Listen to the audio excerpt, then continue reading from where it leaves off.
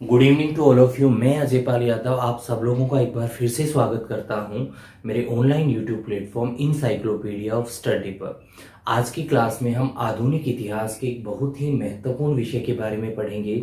आज का जो हमारा टॉपिक है वो है बेटा भारत में फ्रांसीसियों का आगमन। अगर मैं बात करूं भारत में फ्रांसीसियों की, तो भारत में सबसे पहले फ्रांसीसियों का आगमन किस तरीके से हुआ और फ्रांसीसी व्यक्ति क्यों भारत में आए थे, क्या रीजन था। फ्रांस के एक बहुत ही पावरफुल राजा रहे हैं जिन राजा का नाम था लुई 14। लुई 14वें जो थे, इनका महत्वाकांक्षा ये थी कि किस तरीके से फ्रांस विश्व के दूसरे देशों से अधिक व्यापार करे। इसके लिए लुई 14 ने अपने मंत्री काल्बर्ट की सहायता से 1664 में एक कंपनी को एस्टेब्लिश किया बेटा, और ये कंपनी हिस्ट्री में फेमस हुई किसके नाम से, फ्रेंच ईस्ट इंडिया कंपनी, या इसे फ्रांस की ईस्ट इंडिया कंपनी भी कहा जाता था। फ्रेंच ईस्ट इंडिया कंपनी की स्थापना काल्बर्ट ने की 1664 में, और इसके लिए बैकग्राउंड से पूरे का पूरा सपोर्ट दिया उस समय के फ्रांस के राजा लुई 14 ने। 1664 के बाद 1668 में इन्होंने भारत में अपनी पहली फैक्ट्री को एस्टेब्लिश किया, जो कि आपका सूरत है, और सूरत बेटा आपका कहाँ है, गुजरात। मेन मोटिव क्या था फ्रांसीसियों के भारत में एक फैक्ट्री को एस्टेब्लिश करने का, कि वो भारत में कपड़ों के व्यापार को बढ़ावा देना चाहते थे। इसी के लिए उन्होंने पहली फैक्ट्री अपने सूरत में एस्टेब्लिश की।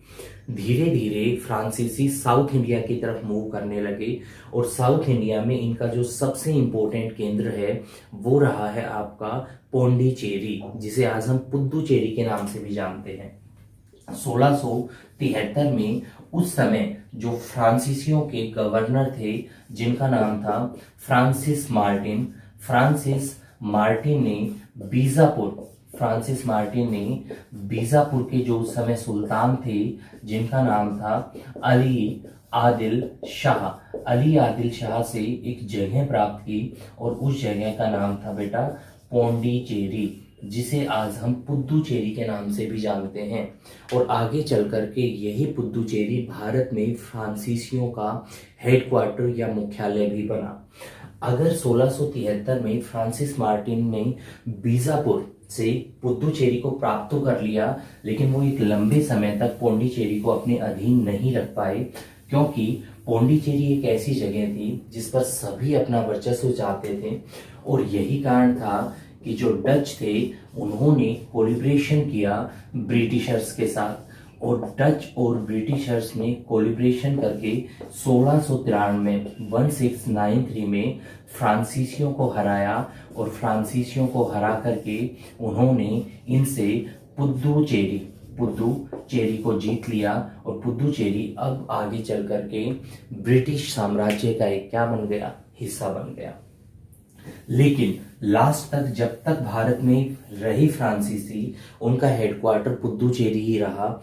उसका रीजन ये था, बहुत इंपॉर्टेंट क्वेश्चन है बेटा, एग्जाम में बार बार आता है। 1697 में ट्रीटी ऑफ रिजविक की संधि हुई, और जो रिजविक की ट्रीटी या जो रिजविक की संधि थी वो आपकी फ्रांसीसियों और अंग्रेजों के बीच में हुई। और इस संधि की एक महत्वपूर्ण शर्त ये थी कि अंग्रेज कभी भी पौंडीचेरी पर आक्रमण नहीं करेंगे, और रिजविक की ट्रीटी के बाद पौंडीचेरी अंतिम रूप से फाइनली फ्रांसीसियों के पास आ गई, और जब तक वो भारत में रहे तब तक पौंडीचेरी उन्हीं के पास रही। याद रखिएगा, ट्रीटी ऑफ रिजविक एक बहुत ही इंपॉर्टेंट संधि है जो डच और फ्रांसीसी और ब्रिटिशर्स के बीच में हुई थी 1697 में। ठीक है, इसके बाद धीरे धीरे और जो फ्रांसीसी थे उन्होंने अपनी एम्पायर को, अपनी कंपनी को एस्टेब्लिश करना शुरू कर दिया। उन्होंने बंगाल में जो अपनी फर्स्ट फैक्ट्री एस्टेब्लिश की वो एस्टेब्लिश की बेटा चंद्रनगर। इसके साथ साथ उन्होंने मॉरिशस, म्यांमार और जितने भी भारत के जो पड़ोसी देश थे वहां पर भी अपनी छोटी छोटी कंपनियों को एस्टेब्लिश करना शुरू कर दिया। 1742 में एक बहुत ही इंपॉर्टेंट, बहुत ही पावरफुल गवर्नर अपॉइंट किया गया फ्रांसीसियों के द्वारा, और उस गवर्नर का नाम था डुप्ले। बेटा बहुत बार क्वेश्चन आएगा कि इस समय कौन गवर्नर अपॉइंट किया गया, तो बेटा गवर्नर अपॉइंट किया गया 1742 में, उस गवर्नर का नाम था डुप्ले। डुप्ले एक बहुत ही महत्वाकांक्षी व्यक्ति था। उसने पहली बार ब्रिटिशर्स को भारतीय राजाओं के दरबारों में जगह दिलाई।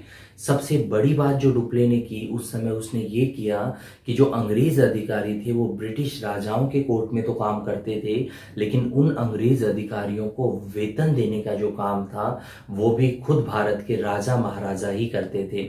यही कारण था कि धीरे धीरे धीरे धीरे और वर्चस्व बढ़ता गया यूरोपियंस का, और इन वर्चस्व को बढ़ाने में सबसे इंपॉर्टेंट रोल प्ले किया डुप्ले ने। एक तरफ डुप्ले था और दूसरी तरफ अगर मैं बात करूं तो उस समय east India company of Britain के जो गवर्नर थे वो थे रॉबर्ट क्लाइव। दोनों ही बहुत ही महत्वाकांक्षी व्यक्ति थे बेटा। डुप्ले अपने साम्राज्य को बढ़ाना चाहता था, जबकि दूसरी तरफ अपने एम्पायर को एक्सटेंड करना चाहता था रॉबर्ट क्लाइव। और जब तो महत्वाकांक्षी व्यक्ति एक दूसरे के आमने सामने आते हैं तो उनमें टकराव संभव है। फ्रांसीसी और अंग्रेजों के बीच बेटा 3 युद्ध लड़े गए, और इन युद्धों को इतिहास में कर्नाटक के युद्ध भी कहा जाता है। इन्हीं से रिलेटेड अभी एक क्वेश्चंस भी आपके सीजीएल में आया हुआ था। जो फर्स्ट आपका Anglo France war, Anglo France war का मतलब है आंग्ल फ्रांसीसी युद्ध। बेटा ये वो युद्ध है जिसमें अंग्रेजों और फ्रांसीसियों ने भाग लिया, या इसे इतिहास में फर्स्ट बैटल ऑफ कर्नाटक का पहला युद्ध भी कहा जाता है। ये युद्ध 1748 में लड़ा गया, और इस युद्ध में बेटा विजयी हुए फ्रांस। और जैसे ही फ्रांस जीता तभी वहां से और मोराल बढ़ जाता है डुप्ले का। डुप्ले को लगने लगता है कि वो बहुत ही पावरफुल है और वो इजीली अंग्रेजों को हरा सकता है। इसके साथ ही सेकंड एंग्लो वॉर हुआ बेटा, और ये जो युद्ध था सेकंड एंग्लो फ्रांस वॉर, इसे भी इतिहास में दूसरा कर्नाटक युद्ध कहा जाता है बेटा। ये युद्ध लड़ा गया 1754 में, और इसमें बेटा ब्रिटेन या ब्रिटिशर्स की जीत हुई। और इसी की जीत होने के साथ ब्रिटेन ने फ्रांसीसियों के साथ एक ट्रीटी या एक संधि की बेटा, और उस संधि का नाम था ट्रीटी ऑफ पौंडीचेरी की संधि। और इस ट्रीटी के अनुसार फ्रांस ने बहुत बड़ा अपने साम्राज्य का हिस्सा अंग्रेजों को दे दिया, क्योंकि इस युद्ध में उनकी बहुत ही बुरी तरीके से क्या हुई थी, हार हुई थी। जो आपके सीजीएल में क्वेश्चन आया हुआ था वो बेटा लास्ट और फाइनल कर्नाटक युद्ध से आया हुआ था, जो लड़ा गया था बेटा 1760 में, और जिस युद्ध को इतिहास में बैटल ऑफ वांडी वंश के नाम से भी जाना जाता है। बहुत ही इंपॉर्टेंट है। ये जो तीसरा युद्ध था इसे एंग्लो फ्रांस वॉर या बैटल ऑफ वांडी वंश का भी युद्ध कहा जाता है। ये युद्ध 1760 में लड़ा गया था फ्रांसीसी और अंग्रेजों के बीच में, और इसमें भी बेटा ब्रिटेन की जीत हुई और फ्रांसीसियों की हार हुई। हारने के बाद डुप्ले को एक ट्रीटी करनी पड़ी, जिस ट्रीटी का नाम था बेटा पेरिस की संधि, ट्रीटी ऑफ पेरिस। और ट्रीटी ऑफ पेरिस के साथ साथ कुछ एक शर्तें थी जो साइन की गई, और वो शर्तें ये थी कि आने वाले समय में कोई भी फ्रेंच गवर्नर भारत में अपॉइंट नहीं होगा। और यहीं धीरे धीरे अंग्रेजों ने फ्रांसीसियों की पावर को काफी कम कर दिया, क्योंकि अगर गवर्नर अपॉइंट नहीं होंगे तो वो अपने साम्राज्य का विस्तार कैसे करेंगे। हालांकि इस युद्ध के खत्म होने के बाद भी फ्रांसीसी भारत में 1956 तक रहे, लेकिन तब तक उनके पास दादर नगर हवेली में खाली नगर हवेली, और बेटा दमन और दीव का खाली दीव, और इसके साथ साथ उनके पास पौंडीचेरी नामक जगह ही रह गई थी। 1956 में गवर्नमेंट ऑफ इंडिया ने इनसे ये जगह इवैक्यूएट करवाई। ये भी कहा जाता है कि जो वांडी वंश का तीसरा युद्ध लड़ा था उसमें ना तो बेटा डुप्ले गए थे लड़ने के लिए और ना ही गए थे रॉबर्ट क्लाइव। अंग्रेजों ने अपनी तरफ से आयरकूट, जबकि फ्रांसीसियों ने अपनी तरफ से काउंट लाली को इस युद्ध में लड़ने के लिए भेजा था। फ्रांसीसियों ने लगभग हरा ही दिया था अंग्रेजों को, लेकिन नेवी इनकी इतनी स्ट्रॉन्ग नहीं थी जिसकी वजह से फ्रांसीसी अंग्रेजों को हरा पाते, और जब ये युद्ध जल में लड़ा गया तो इसमें फ्रांसीसियों की हार हुई।